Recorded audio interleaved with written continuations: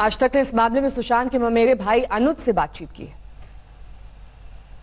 कि मुंबई पुलिस का रवैया थोड़ा सा ढीला ढाला था और हम लोग समय का भी थोड़ा सा हम लोग इस मुश्किल परिस्थिति से गुजर रहे थे।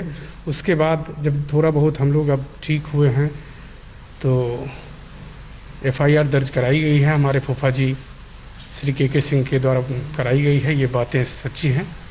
अब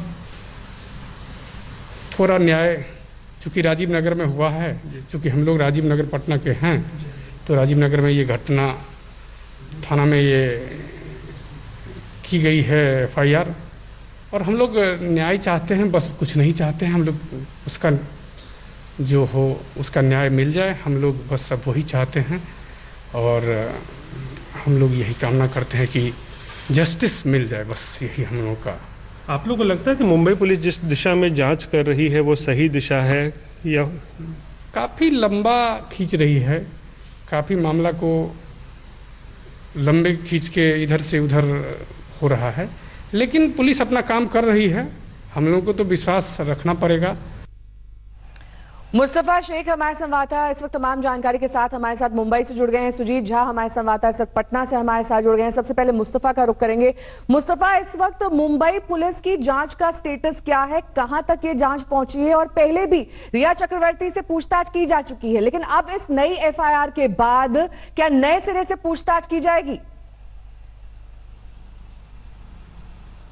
बिल्कुल, ये लाजमी है कि इस पूरे जो एलिगेशंस परिवार की तरफ से लगाए गए हैं उसकी नए सिरे से जांच की जाए, और साथ ही साथ जो बैंक अकाउंट 15 करोड़ रुपए ट्रांसफ़र करने की बात है वो एक बड़ा सीरियस एलिगेशन है। और ये भी सवाल उठेगा कि मुंबई पुलिस ने जब सुशांत की सुसाइड के बाद अगर बैंक डिटेल्स को वेरीफाई किया था तो उसमें ये बात सामने कैसे नहीं आई कि उनके बैंक अकाउंट से 15 करोड़ रुपये कोई अनआइडेंटिफाइड अकाउंट्स में ट्रांसफ़र किए गए थे। साथ ही साथ केस की इन्वेस्टिगेशन इस वक्त पटना पुलिस कर रही है। मुंबई पुलिस ये पक्ष रख सकती है कि क्योंकि सुसाइड यहाँ पर हुआ है, पूरा मामला मुंबई में हुआ है, तो इस केस की जो जांच है वो मुंबई पुलिस को हैंडओवर करनी चाहिए। ये बात कोर्ट में आगे जाकर सामने आ सकती है। फिलहाल हम ये भी उम्मीद कर रहे हैं कि रिया चक्रवर्ती शायद आज के दिन एक एंटीसिपेटरी बेल मुंबई के कोर्ट में मूव करे ताकि वो अरेस्ट इस केस में ना हो।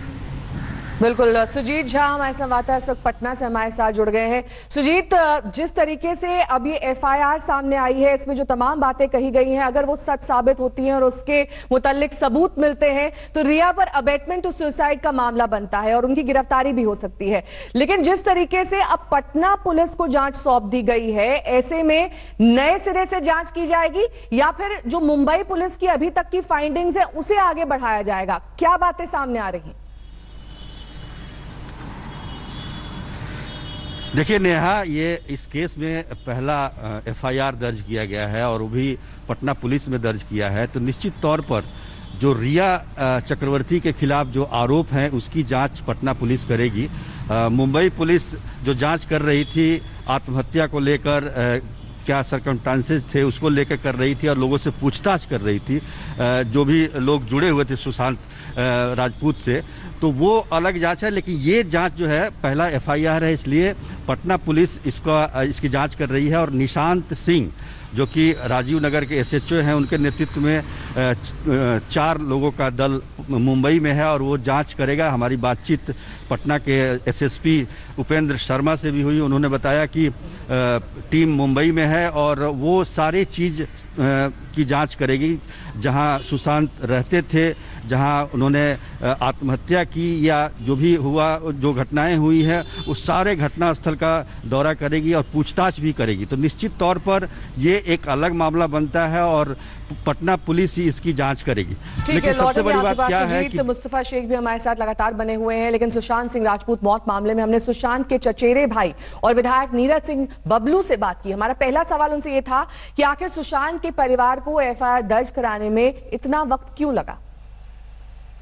देखिए, सबसे बड़ी बात है कि जब से घटना घटी है पूरा परिवार सदमे में था। अभी भी हम लोग सदमे में हैं, लेकिन इतने सारे सवाल उठ रहे थे, इतना सारा जांच चल रहा था महाराष्ट्र पुलिस की तरफ से, तो बहुत सारा मैटर वहां से सामने आया। थोड़ा बहुत पहले भी पता चल रहा था कि रिया के साथ जो रिलेशन है वो किस तरह का है।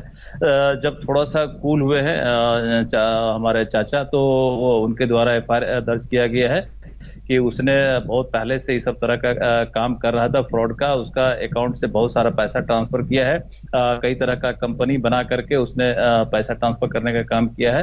तो इन तमाम उसके एक्टिविटीज से हम लोग को ये लग रहा है कि ये सारा एक्टिविटीज की वजह से वो एक मेंटल प्रेशर में हुआ है, और कहीं न कहीं अगर सुसाइड हुआ है तो हम लोग ये भी एंगल ले रहे हैं कि इसी के वजह से, इन्हीं के कारनामों के वजह से वो सुसाइड किया है। अगर सुसाइड किया है, अगर हत्या हुई है तो अलग बात है, अगर सुसाइड किया तो हो सकता है ये कारण भी हो, डिप्रेशन में जाने का ये कारण भी हो सकता है कि बहुत सारा मनी अगर किसी का निकल जाए एक साथ तो कोई भी आदमी डिप्रेशन में जा सकता है। तो इसलिए ये एफआईआर दर्ज किया गया, उसके पूरे परिवार पर एफआईआर दर्ज किया गया है कि तमाम उनके फैमिली के लोगों ने इसके साथ जो चीट किया है, इसलिए ये एफआईआर दर्ज किया गया है। हमारा अगला सवाल सुशांत के चचेरे भाई नीरज सिंह बबलू से ये था कि क्या आप लोगों को सुशांत और रिया के रिश्तों की जानकारी थी? जी नहीं, बिल्कुल पहले से बहुत जी नहीं, बिल्कुल ये जानकारी बहुत पहले नहीं थी। थोड़ा बहुत कुछ हल्का फल्का पता चला था कि कुछ रिलेशन अच्छे नहीं है, लेकिन ये पता नहीं था, इतना कुछ पता नहीं था कि रिलेशन यहां तक पहुंच जाएगा और इतना सारा कुकांड हो जाएगा। नमस्कार, मैं हूं अंजना ओम कश्यप। हमें उम्मीद है ये वीडियो आपको पसंद आया होगा। लेटेस्ट खबरों के लिए यूं ही देखते रहिए आज तक, और इस वीडियो के पसंद आने पर लाइक, शेयर एंड सब्सक्राइब करना ना भूलें।